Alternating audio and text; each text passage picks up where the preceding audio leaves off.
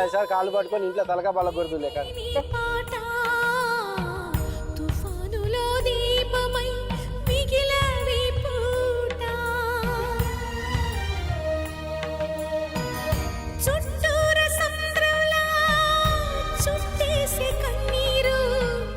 వందేళ్ల కాపురం ఇది మన తర్వాత ఏదో ఒకటి వస్తూనే ఉంటుంది, రాకుండా అయితే ఉండదు ఇంట్లో సంవత్సరం అన్న తర్వాత. అప్పుడు ఏం చేస్తాం చూడమ్మా, అలాంటివి అన్నదాన్ని ఆవిడ రాసిస్తుంది.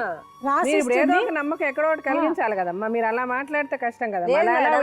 ఉండాలి మేడం, చిన్నతనం. ఇప్పుడు అదే చెప్తున్నా అమ్మాయి ఇప్పుడు ఆ అమ్మాయికి భయం వచ్చింది, ఆమె ఉంటది అని చెప్తుంది, ఆ అమ్మాయితో రాయిస్తాం. అలా నిజంగా అమ్మాయి ఉండని రోజు మీరు చెప్పండి, మేమే పంపించేస్తాం. వద్దుగాని అడుగు, నాకు వద్దు రాజుగారు.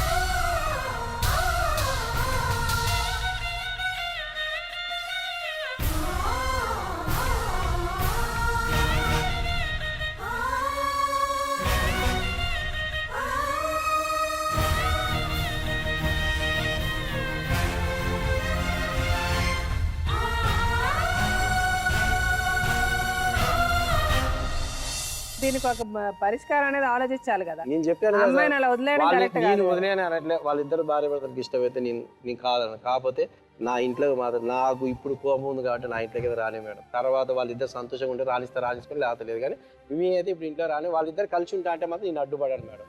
అది వాళ్ళిద్దరి మీద, అతని మీద సంసారం చేసేది ఆయన కాబట్టి ఆయన మీద వదిలేసాను. అది ఆయన ఇష్టం వాళ్ళు. మీరు ఇంత పెద్ద మనసు ఇంత ఆలోచించినప్పుడు మీరు ఇంట్లోకి రానివ్వనని అనకండి. ఒకసారి మీ ఇంట్లో పిల్లే తప్పు చేసినట్టు అనుకోండి. మీ కూతురు అయితే మీ కూతురు చేస్తే మీరు క్షమించాలి. ఖచ్చితంగా వాళ్ళ కాడికి వెళ్తా, ఏ క్యాస్ట్ అయినా కానీ మేడం. తప్పకుండా వాళ్ళ కాడికి పోయి నాకున్న దాంట్లోనే నాకు ఇది ఇవ్వగలను అని బతిలాడుకొని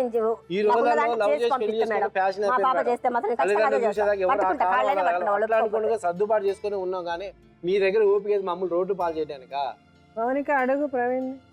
నాకు వద్దు మౌనిక. నువ్వు వద్దంటే అయిపోద్దా ప్రవీణ్? వద్దు మేడం, ఇదంతా పెట్టుకొని మనసులో నేను రేపటి రోజు నాకు సంసారాన్ని చేయలేను. నా వల్ల కాదు. ఎన్ని బాధలు పెట్టి అంటే ఈమెను చూసినప్పుడు నాకు అదే ఫీలింగ్ గుర్తుకు వస్తుంది. ఇంత చేసింది కాబట్టి ఆ ఫీలింగ్తో అయితే నేనైతే సంతోషంగా ఉండలేను. ఇప్పుడు ఆ అమ్మాయి అర్థం చేసుకొని నా తప్పు అంటుంది కదా, తప్పు ఒప్పుకొనే కదా మిమ్మల్ని క్షమించమని అడుగుతుంది. ఆ అమ్మాయికి ఒక అవకాశం ఇవ్వండి మీరని అడుగుతున్నాను నేను.